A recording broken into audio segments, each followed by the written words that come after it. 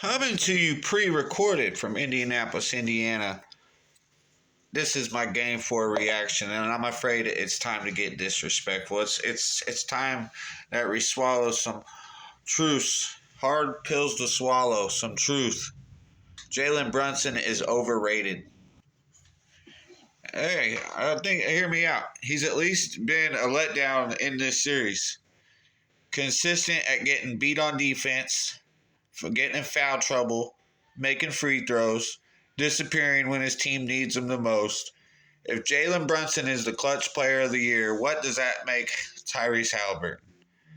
If Tyrese Halliburton is the most overrated player in the league, what does that make Jalen Brunson? Rick Carlisle is a genius. Rick Carlisle, Tyrese Halliburton, Pascal Siakam controlled this game. The score may not reflect it, but they dominated the game. They dictated the game. Halliburton refused to be outshined by Jalen Brunson, and it's really been like that most of the series. Tyrese Halliburton has been shooting up the trajectory. He's making a name for himself. He legit looked like Magic Johnson out there tonight. A 30-point triple-double with no turnovers.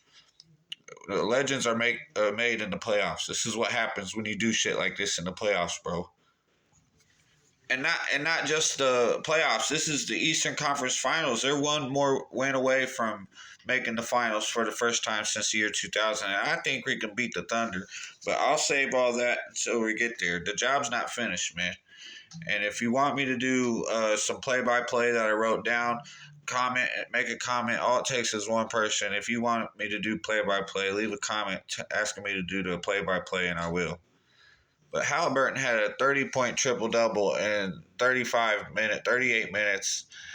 Tyrese Halliburton shot 11 for 23. He was 5 for 12 from the three-point line, 5 for 6 free throws, 12 rebounds, 15 assists, 4 steals for Tyrese Halliburton, 32 points, no turnovers. Tyrese Halliburton refused to be outshined by Brunson. Like early in the game, Brunson got heated up when Shepard was guarding him.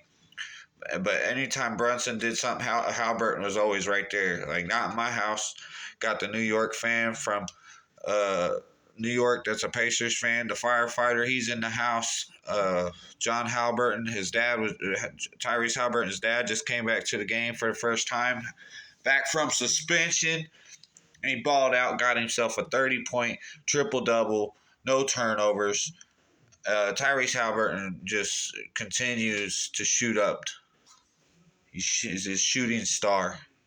Who's not a superstar? Tyrese Halliburton's a pass-first player. You need him to get a rebound. You need him to hit a clutch shot. Oh, he's not a superstar. Oh, okay. Siakam, 35 minutes. 35 minutes. 11 of 21. 3 of 4 from 3. Got himself a few threes. 5 of 6 from the free throw. Look at Siakam was hitting his free throws. Hit 3 threes. 11 of 21. 5 rebounds. 2 assists. A steal. A block. A turnover. 30 points for Siakam.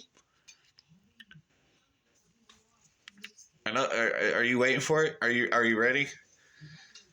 Benny Matherin one more time. These empty hits is killing me. I must confess, I still believe. When you don't come through, I lose my mind. What is the line? Benny Matherin one more time.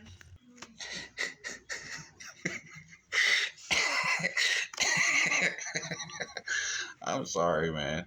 So check it out, man. Benedict Matherin's been struggling. If you haven't been, in case you're living under a rock, let's go over this for a second. Benedict Matherin has struggled all series, and mind you, the first quarter. Oh my God, the first quarter was electric, right?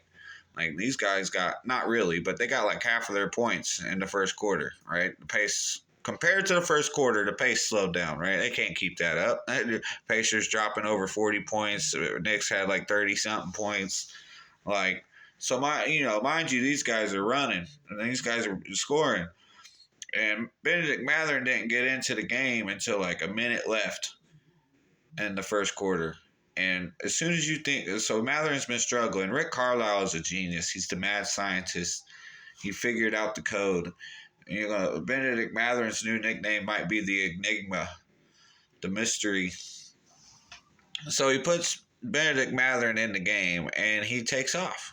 Right, like Benedict Mathurin had 12 minutes of playing time, 5 of 8 for shooting, went 0 for 2 for 3. He was 10 of 11 from the free throw line, so you could balance out Jalen Brunson's free throws right there. A couple rebounds for Mathurin, those 2 assists. I mean, at that 10-minute marker, Mathurin was cooking, and Mathurin last year, those 2 assists that he got, Mathurin last year would have forced some shots. Like, Mathurin was doing his fucking thing in 12 minutes. 20 fucking points. Benedict Mathurin finally showed y'all why I've just always talk about him. And as soon as I said I wasn't going to talk about him, what happened? He drops 20 points in 12 minutes. I mean, come on. No turnovers for Mathurin as well. So, I mean, Rick Carlisle just continues to show why coaching still matters. As soon as you think Matherin's in the doghouse, he comes out and just, yeah. So Neesmith, he had 32 minutes, 5 of 9 shooting for Neesmith, 2 of 6 from 3, 4 of 4 free throws, a few rebounds, couple steals, a few turnovers. Neesmith had 16 points. Miles Turner fouled out with 33 minutes, 5 of 8 shooting, 1 of 3 from the three-pointer, 2 of 3 free throws, 3 rebounds, assists, 3 blocks, 4 turnovers for Miles Turner. Come on, Miles, got to clean those turnovers up. But I feel like Miles held his own.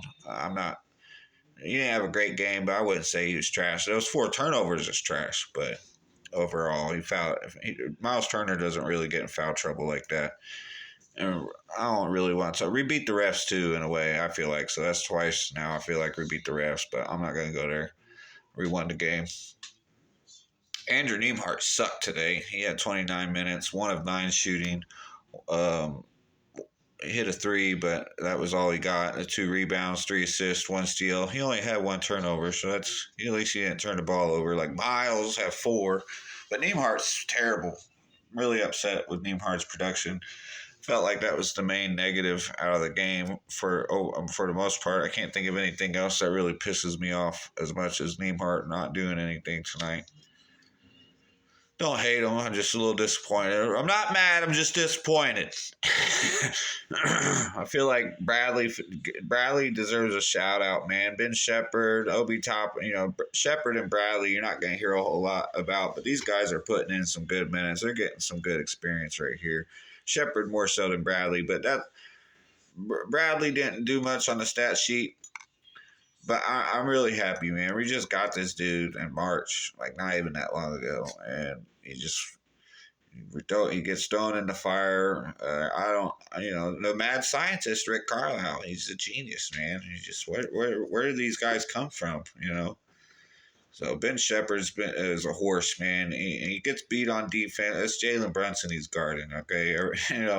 Ben Shepherd's he's coming off the bench. He's a good role player. He's really young, but I mean, this guy can run. He's big. It seems like he feels like, I don't know how fast he is compared to everybody else, but his stamina is there. He got playoff experience last year.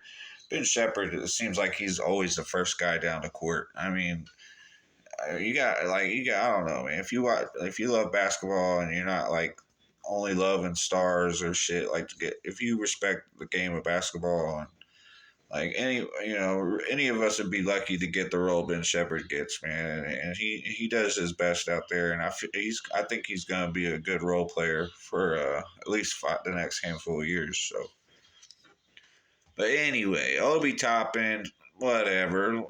I guess that's the other negative, but TJ McConnell, we're going to go over he had 19 minutes, 3 of 4 shooting, 3 assists, 1 steal, 2 turnovers, 6 points.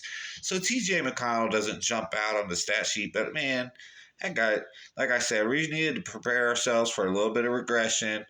And so technically he regressed, but I don't even feel like he had a bad game. Those numbers ain't great, but TJ McConnell impacts the game every minute he's in there. Jalen Brunson, yeah, overrated, man. I felt like he let his teammates down. I think he disappeared in the fourth quarter. But here's his stat lines. It's not super horrible. 37 minutes, 9 of 19 shooting, 2 of 6 from 3. He was 11 and 12 from the free throw line, 2 rebounds, 5 assists, 2 steals, a block, 3 turnovers for Jalen Brunson. He had 31 points, minus negative 16.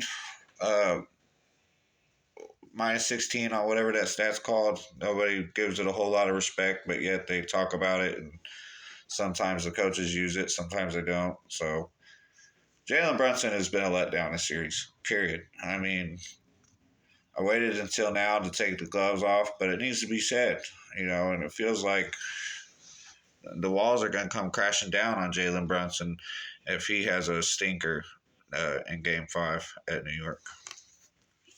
The Knicks weren't exact. I can sit here and be like, the Knicks suck. They trash. I mean, they lost the game, and this is the Eastern Conference Finals. This is the 2 best remaining teams from the Eastern Conference Finals. I mean, the conference, whatever. The Knicks didn't. Like, the Knicks looked fine. Like, Carl got 24 and 12. OG Anunoby, Mikal Bridges. And like I said, every game, Jalen Brunson comes up on the stat sheet. But in games like this, the little things matter. And the Pacers are just a better team. That's just what it comes down to. Mitchell Robinson had 19 minutes. He got 7 rebounds. Josh Hart came off the bench, but he got 36 minutes, 11 rebounds, 12 points, 5 turnovers for Josh Hart. So in theory, Josh Hart is normally the starter, but they start Mitchell Robinson, but he only had 19 minutes. So in theory, every starter for the Knicks had at least 2 turnovers in the game. And the Pacers are just a better team. The Pacers had 6 more shots, got 6 more field goal attempts than the Knicks, shot 51%. Knicks had 46%. And the Pacers have been shooting 50% all playoffs long. The Knicks actually shot better than their playoff average. I mean, the Knicks had 1 less 3, or maybe it was the Pacers that had 1 less 3, but whatever. They both, Knicks shot better from the 3-point line, 42%, to the Pacers 40%. Both teams shot 84% from the free throw line. The Knicks had 7 more free throw attempts. The Knicks had 11 more rebounds. The Knicks had 13 offensive rebounds to the Pacers 5. So, I mean, it's not like they were totally trash. The Pacers are just better. 29 to 17 assists. The Pacers had 29 assists to the Knicks 17. So, Pacers had 29 assists, 11 turnovers. Pacers had 4 more steals. So, the Knicks had 17 turnovers. So, the Pacers had 6 less turnovers than the Knicks. Jalen Brunson disappeared in the fourth quarter. So before the series, I said everybody's going to bitch slap the Knicks. The Knicks fans said that this year was different. They said that they was healthy, but you know what? What's some themes from last year? Tyrese Haliburton outshined Jalen Brunson last year in the conference finals. People like to quietly act like that was a fluke. Well, now you can't act like it's a fluke no more. The way I see it, Haliburton has outplayed Jalen Brunson in the playoffs back-to-back years, this time being in the Eastern Conference Finals. And another theme is Rick Carlisle is significantly a better coach than Tom Thibodeau. Rick Carlisle is a mastermind. He's the best coach, probably. He's starting to look like the best coach in the league. The real coach of the year. And Haliburton having a 30-point triple-double out here looking like Magic Johnson. No turnovers. It's not. So when everything becomes under a microscope, we don't. And it may sound like I'm being critical of Jalen Brunson, but you guys have sold him to be – he was supposed to win this fight. He's losing the fight. He was favored to win the fight. He's losing the fight to Haliburton. The Knicks are losing to the Pacers. Brunson's losing to Haliburton. It's really like that. I tried to tell you, man. I'm running out of time. I'm gonna maybe I do an expectation video, except for